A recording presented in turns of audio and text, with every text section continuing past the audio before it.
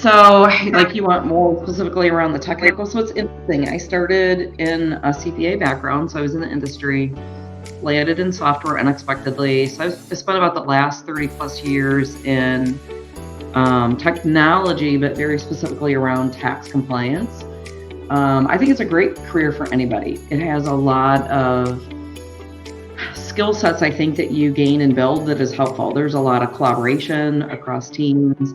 It exposes you to a lot of people and just a lot of different expertise. It's a very collaborative environment, so it requires you to have active listening skills and kind of be able to collectively answer problems and work together. In the industry space, I think it's really exciting. Technology grows at such a fast pace that it's a very nice pair with any kind of a technical degree. And I think that it allows you to hone other skills, right? So very familiar with things like agile development, product management, right?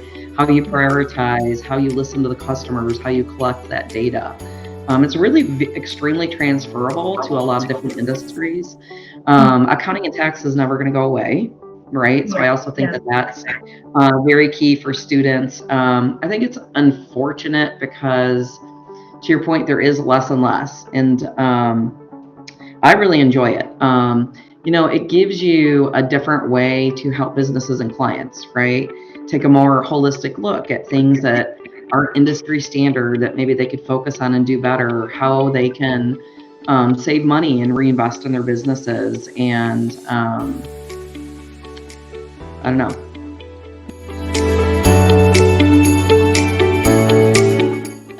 I did it because it's one of the best ways to get a really good view at companies, right? So as an expert, you have to deal with all the different departments and their challenges and what they need help with and things like that. Whether it's the budgeting aspect or the tax aspect or anything, it really gave me an in-depth understanding of all of the different types of businesses. So to me, that was very fascinating. The other thing I really like about accounting is because of that and the fact that unless you go into the private sector, but even then, there's just so many different challenges. It's a constant learning process, right? The tax laws are changing, accounting's changing, businesses have different challenges year over year, whether it's based on the economy or government changes or things like that. So you're always learning and kind of moving and growing and staying really relevant on everything that's going on in government and business. I definitely understand that. It's funny, I have children that are, one just graduated with her graduate degree and the other one's a junior.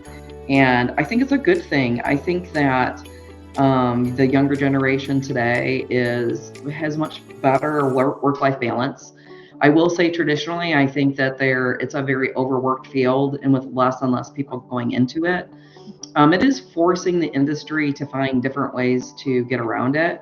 And I also think from the technology aspect, right, the accounting software, tax software aspect, it's forcing them to try to solve those problems in a different way. I think what's still really exciting, like in the industry right now, which is kind of how I landed at Corby, it's really not about like those CPA firms as much anymore. So it's great experience. It generally is. It used to be required at least for getting like a CPA license. But I think that you'll find that the companies recognize good talent now, and they're really backing off some of those old traditions. And they've also had to embrace now working remotely, right? So yes. Where you used to have to go into an office and visit clients, you really have the ability to do that much more through technology today. I think the biggest thing that's going on in the industry is tax has really become commoditized, right? So a lot of the firms aren't making enough money from that, which is making us solve the problems better. But it's also making that career path more exciting because they have to get into advisory services. And that's everything from CFO to CEO to tax planning and those types of things. And that is really where, if a student wants to think about it, it requires a lot of intelligence, right? It kind of goes back to that holistic picture and enjoying problem solving and really making a difference in whether these businesses succeed or not.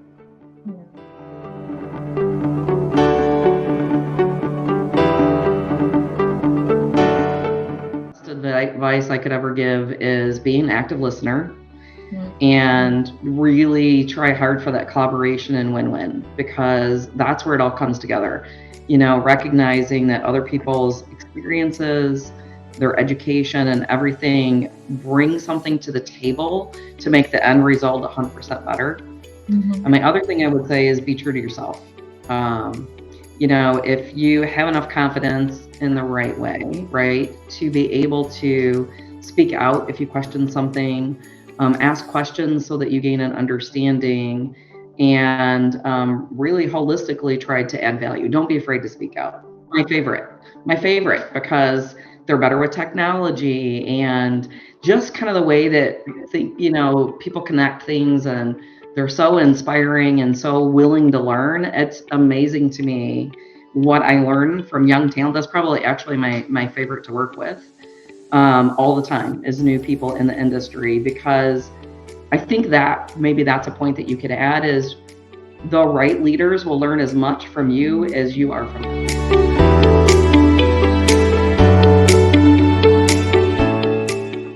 I don't think there's anything new. I would say communication is the most important thing. No matter what position I've been at, it's always a struggle in every department, every company, and every position, right?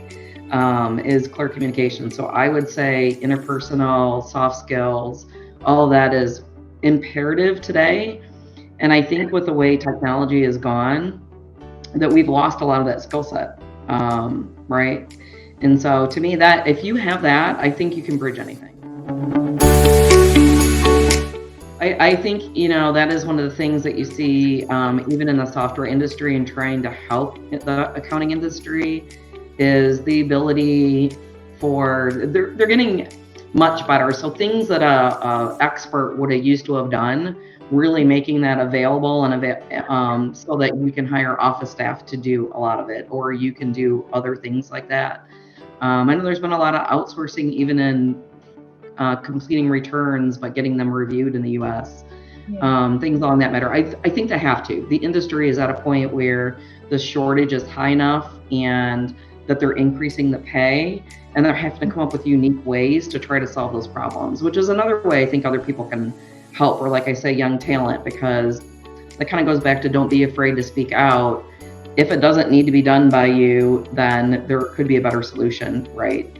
So that the experts are really focused on the skills that they bring to the table and the knowledge, which is really what is the most important. So we even did that at Corby. We could outsource even people doing some content where we were just reviewing it. You can outsource the people doing the returns. Just there's a lot of different ways in doing tax preparation. Like the electronic filing is one where it used to be partners, and we've moved that up to an office level position. If everybody signed off and done, somebody else can do all of that, like at the end of the day. I'm actually actively looking right now, which sounds interesting. I've been with the startup for a year, and they've decided to take a different direction, being bootstrapped.